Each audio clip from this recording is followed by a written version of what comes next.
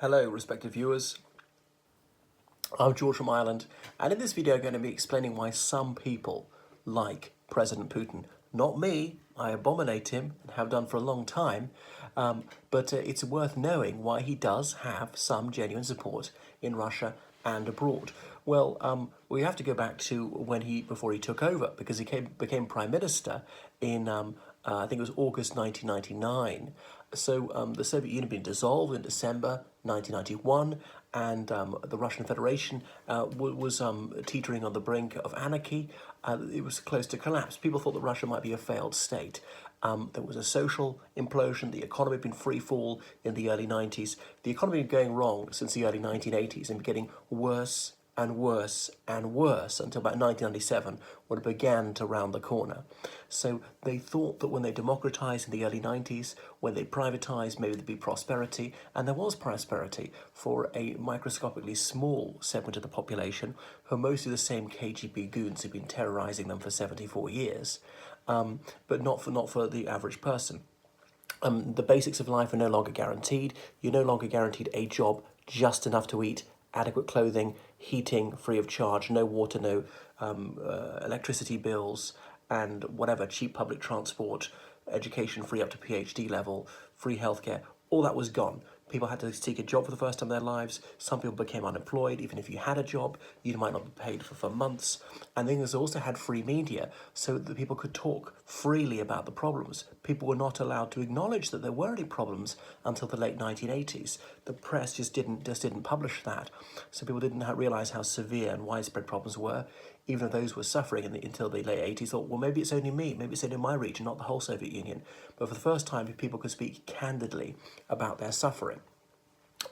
So people began to associate democracy with disaster, and capitalism with chaos, with mass impoverishment. And as I say, in the late 90s, it began to turn around, but that was about the time when Putin took over. Remember Chechnya, this state of Russia, or this autonomous republic in the Caucasus Mountains, is a nation by almost any definition. The Chechens, they're a distinct ethnic group. They've got their own language. They're Sunni Muslims to a man. But in 1994, they attempted to break away. The Russian army said, no, you can't do that, defend our territorial integrity. And despite what Putin says, America openly supported terrorism against us. President Clinton said, okay, Russia must be allowed to maintain its unity. So the Russian army started fighting there in late 1994, and it was a catastrophe for Russia. Here was Russia, which only 2 years earlier had been the second most powerful country in the world, couldn't even control this tiny region of about 2 million people. And many Russian tanks were blown up, and their air force was crashing because they had hardly any flying time. They didn't have enough fuel for the pilots to fly. It was disastrous. So over a year and a half, they were defeated, and they pulled out of Chechnya, and Chechnya got de facto independence. So people thought, well, what were we so worried about the Soviet Union in the Cold War if they couldn't even control this tiny region which had no heavy weapons? So people were very dispirited. They felt that their nose had been rubbed in the mud by the West. So it was a decade of humiliation. Putin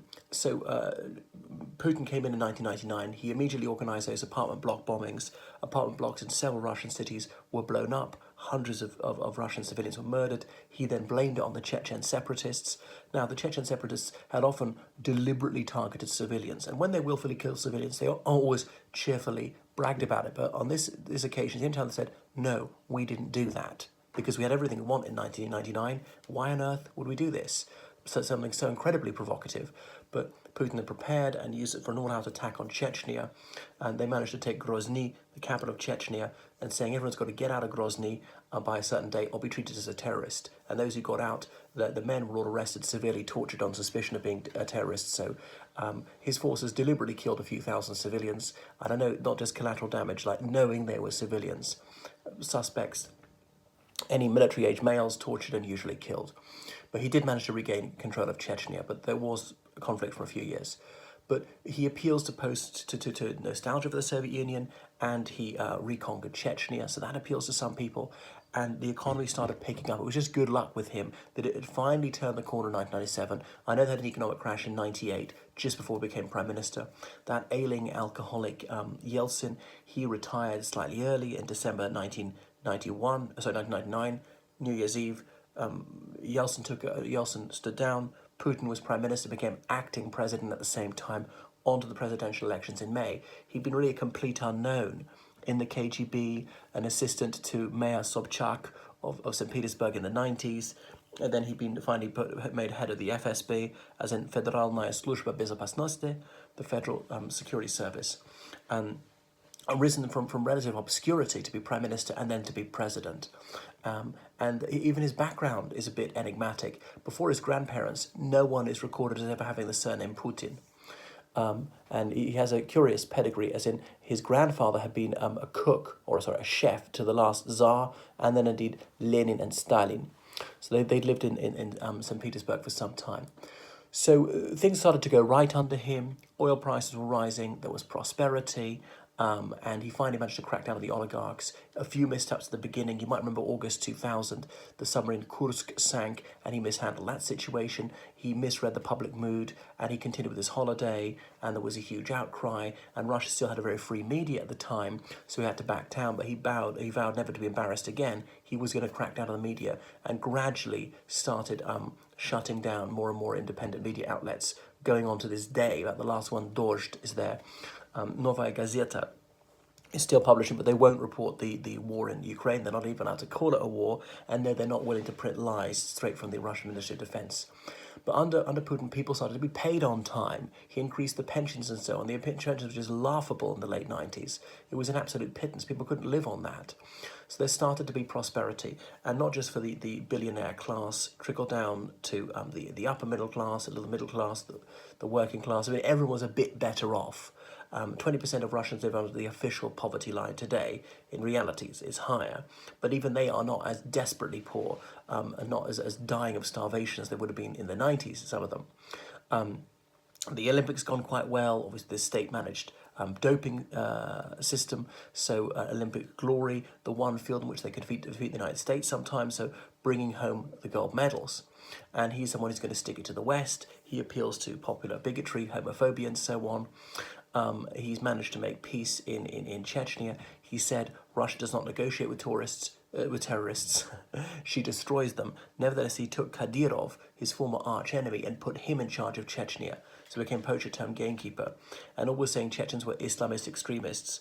And the Russian army having killed Dzhokhar Dudayev, a secular leader of Chechnya, and instead putting in charge someone who really is an Islamic extremist. He's running as a Sharia state. So much for Putin opposing Islamic extremism.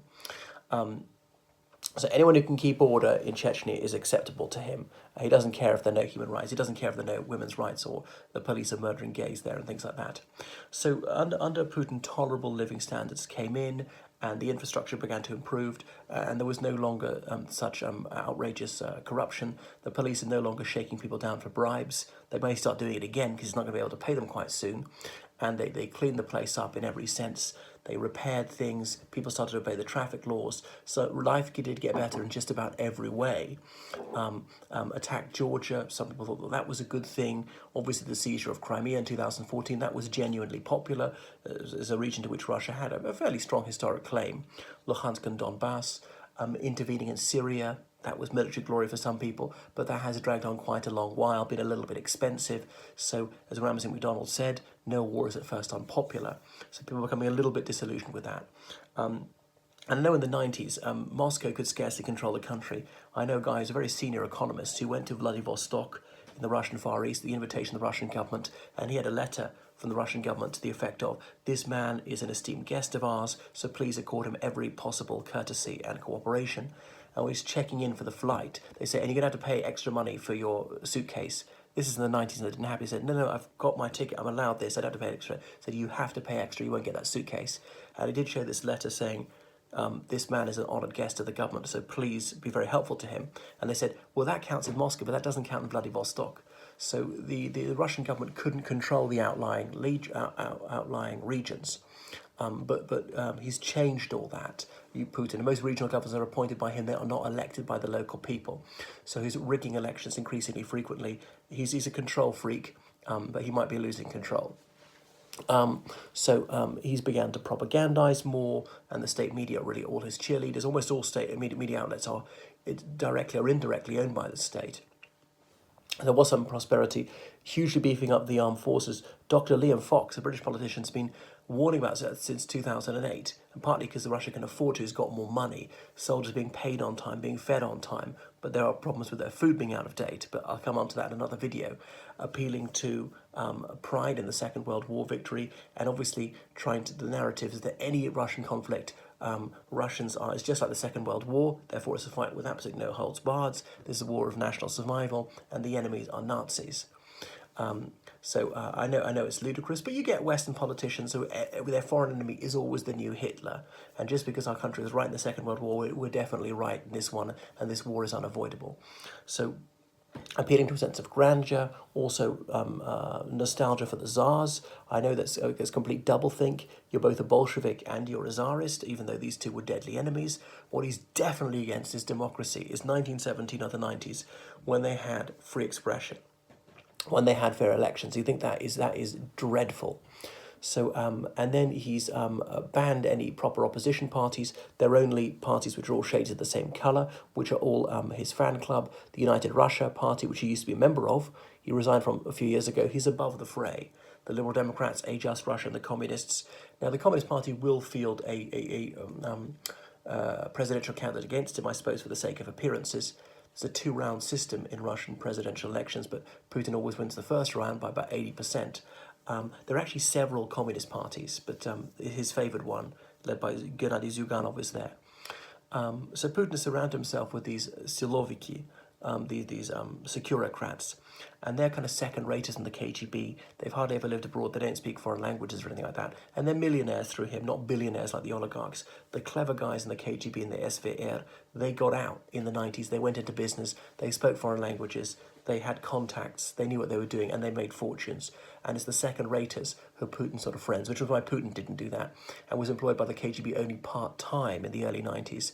And he found it deeply degrading to have to be a part-time taxi driver in the 90s just to make ends meet. Very few people had cars in the 90s, and anyone with a car might stop and negotiate and drive you somewhere. So Putin, he does have his admirers in the West, white nationalists, because Russia's a mostly white country. I mean, white nationalists might be discombobulated to realise that they're people in the Russian Far East who are Oriental, and they're people in the Caucasus who are arguably Middle Eastern, whatever that is. And these people are indigenous citizens of Russia, even though they're not ethnic Russians. He appeals to anti-Islamic bigotry, despite sponsoring his own Islamist extremist state within his own borders, that's in Chechnya. He appeals to anti-gay prejudice, illiberalism generally. People think that he's a strong man. Obviously, he rules by fear. He thinks that scaring people is gaining their respect, and anything else. Throwing his weight around, that is somehow impressive. He's extremely authoritarian. He's violently intolerant. It's a bit like Trump, machismo. This pathetic attempt to project power, that's what appeals to some people. So some of the older people who think we get our pensions on time, people weren't able to adapt to the new system in the 90s. But remember, people under 31 were born after the Soviet era. They have no link to that. They're less anti-Western than the middle-aged people, and they're far less anti-Western than the elderly people. So there really is some hope in 20 or 30 years when a junior generation takes over the leadership. But I mean, Putin propagandizing them to say we're under attack, we're threatened by these evil fascist Westerners. I mean, it'll convince some younger people. It's going to be more difficult to convince them otherwise these days because, of course, a lot of foreign media has been blocked to them. The last independent TV channel's gone off air, things like that. So that's why Putin is popular.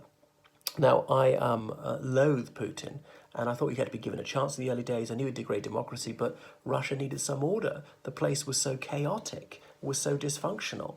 But he's degraded it worse than I thought. And, even though he's evil, he has done a few good things, not for morally good reasons. We should have done a Marshall Plan for Russia at the Cold War and left the country to the mob and the KGB justice. We're paying for it now. Well, actually, Western countries did bail out Russia a lot, something that Putin chooses to disregard, because as those evil Westerners, they were always plotting our downfall. It's always their fault. It's never the fault of anyone in Russia, except for traitors like Yeltsin saying he was bribed by the CIA. I don't know if any evidence of that whatsoever. He wasn't even that rich, Yeltsin, comparatively. I mean, a multi-millionaire in dollars by the time he died, but compared to some oligarchs, that's pennies. There were bailouts from the United States in particular, other countries like Germany, the UK, France, Canada. They were helping them. Otherwise, Russia would really have gone down the tubes. You know, the IMF and the World Bank. Now, this was not just out of sheer generosity. It's also, if Russia is a failed state, it's going to split up. There could be bloody anarchy across the globe. The only thing they manufacture anybody wants are weapons, and they're very cheap. They're selling their Kalashnikovs all over. You may have seen that film, The Lord of War, and nuclear weapons, and they'll sell them. And that was why the Russian army performed so badly in Chechnya.